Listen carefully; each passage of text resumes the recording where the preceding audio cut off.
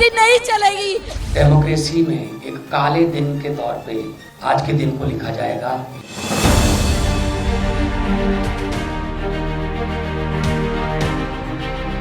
Chandigarh mayor के लिए voting हुई।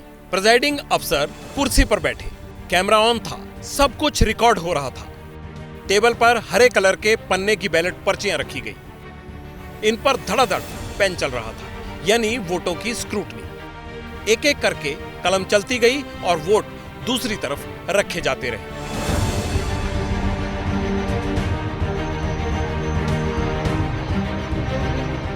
Shri Manoj Kumar voted 8 votes are invalid.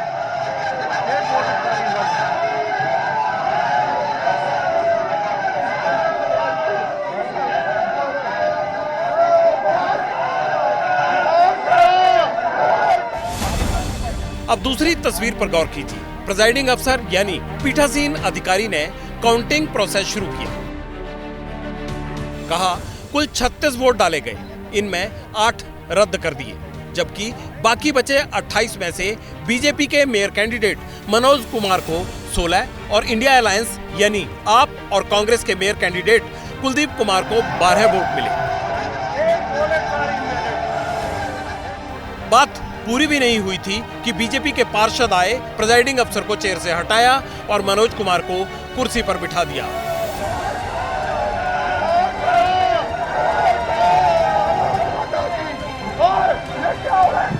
नारेबाजी शुरू हो गई और कांग्रेस के काउंसलर्स एक दूसरे से उलझ गए।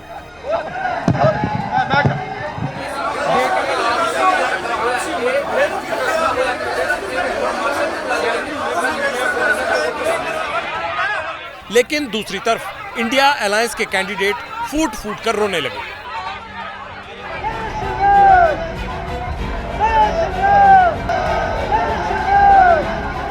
एक हारा एक जीता। आप सोच सकते हैं ऐसा तो हर चुनाव में होता है, मेयर का चुनाव भी रूल बुक से हुआ होगा, लेकिन आम आदमी पार्टी और कांग्रेस को ऐसा नहीं लगता, क्योंकि इक्वेशन पहले से तय थी और इंडिया अलायंस जीत के लिए कॉन्फिडेंट। उन्हें लगता था 36 में से 20 उनके पास है, जबकि बीजेपी के पास 14 है, तो जीत उन्हीं की होगी, लेकिन ऐसा हुआ नहीं। इसीलिए सीधे सीधे चुनाव में गड़बड़ी का और पीठासीन अधिकारी पर पक्षपात का आरोप लगा दिया। कह दिया कि जानबूझकर हमारे 8 वोट रद्द कर दिए ताकि बीजेपी के कैंडिडेट को जिताया जा सके। आरोप प्रत्यारोप का दौर शुरू हो गया। ये सर हार नहीं है, हमारी जीत है। हम वैसे भी जीत रहे हैं। हमारी 12 और 8 20 वोटें हो रही हैं, उनके पास 16 वोटें हैं। हमारी 8 वोट इनवैलिड करार की गई है सर। वो आप देखिए ना, हम वीडियोग्राफी करवाई हुई है हाई कोर्ट में दिखाएंगे वो चीज, अगर पार्टी हाईकमांड कहेगी।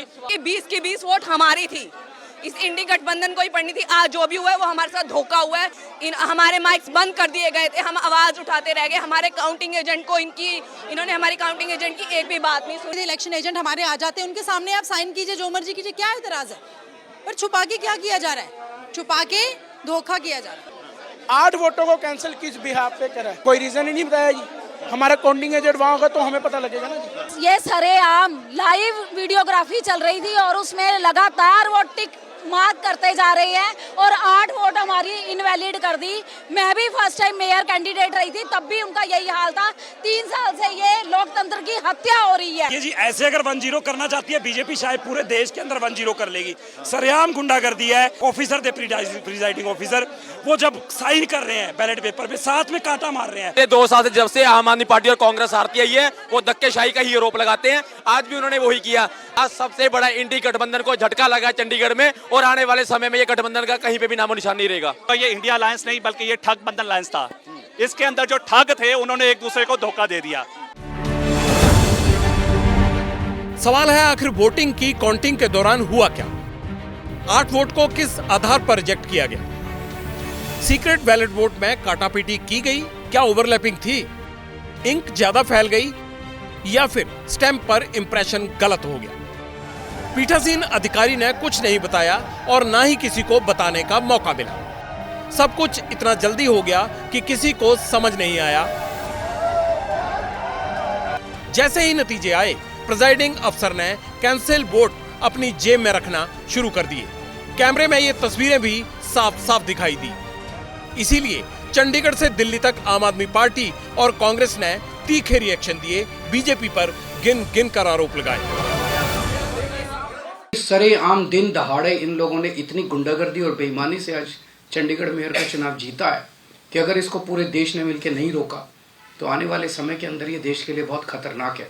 जो लोग गुंडागर्दी करके चुनाव जीतेंगे वो गुंडागर्दी का ही प्रशासन लेके आएंगे। जो वो अधिकारी है प्रिजाइडिंग ऑफिसर, उसके खिलाफ तो फोर्जरी का, फ्रॉड का, सेडिशन का मुकदमे चलने चाहिए। हम न्यायपालिका का दरवाजा भी खटखटाएंगे और सड़क से लेकर संसद तक इसकी लड़ाई लड़ेंगे। हम भाजपा से लड़कर इस देश के लोकतंत्र को बचाएंगे, क्योंकि अगर इस बार बीजेपी जीत गई तो इस देश का ये आखिरी चुनाव होगा।